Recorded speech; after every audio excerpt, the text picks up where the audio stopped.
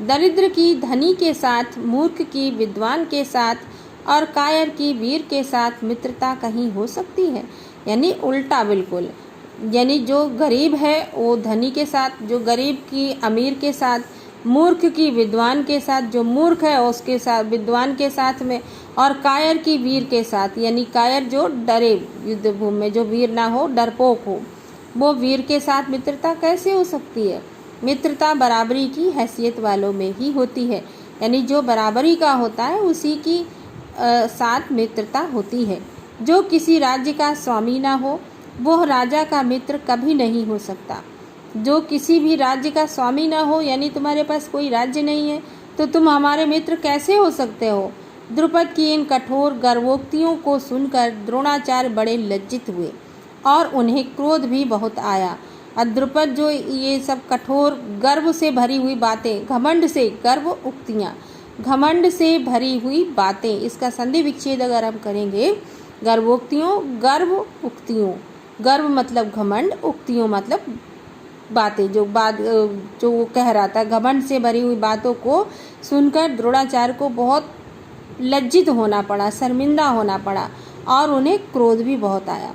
उन्होंने निश्चय किया कि मैं इस अभिमानी राजा को सबक सिखाऊंगा, और उन्होंने ये निश्चय कर लिया कि ये जो अभिमान है, इसको घमंडी राजा को मैं इसका सबक ज़रूर सिखाऊंगा, मैं इसका बदला लूँगा और बचपन में जो मित्रता की बात हुई थी उसे पूरा करके चैन लूँगा, और जो मित्रता की बात करी थी उसको पूरा करके ही मैं अब चैन लूँगा, मतलब मैं तब तक चैन नहीं लूँगा।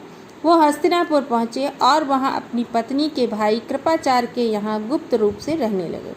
तो वो हस्तिनापुर में, क्योंकि कृपाचार्य हस्तिनापुर में रहते थे, तो हस्तिनापुर पहुँचे और वहाँ अपनी पत्नी के भाई कृपाचार्य के यहाँ गुप्त रूप से रहने लगे, यानी छुप करके वहाँ रहने लगे। एक रोज़ हस्तिनापुर के राजकुमार नगर से बाहर कहीं गेंद खेल रहे थे कि इतने में उनकी गेंद एक कुएं में जा गिरी।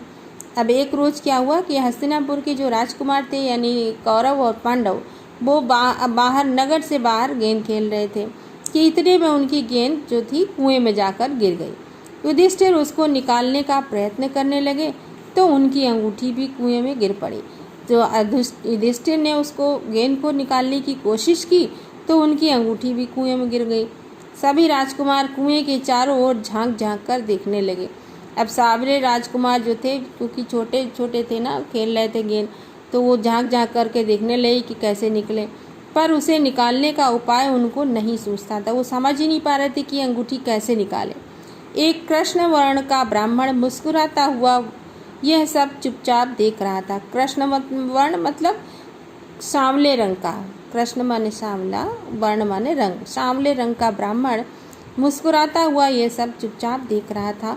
राजकुमारों को उसका पता नहीं था। राजकुमारों को अचरज में डालता हुआ वह बोला, राजकुमारों बोलो, मैं गेंद निकाल दूं तो तुम मुझे क्या दोगे? तो अब ये लालची तो थे ही, और ये बोले राजकुमारों को आश्चर्य में डालते हुए कि तुम बोलो तो मैं तुम्हारी गेंद निकाल दूं, लेकिन उसके बदले में तुम्हें मुझे कुछ देना पड़ेगा।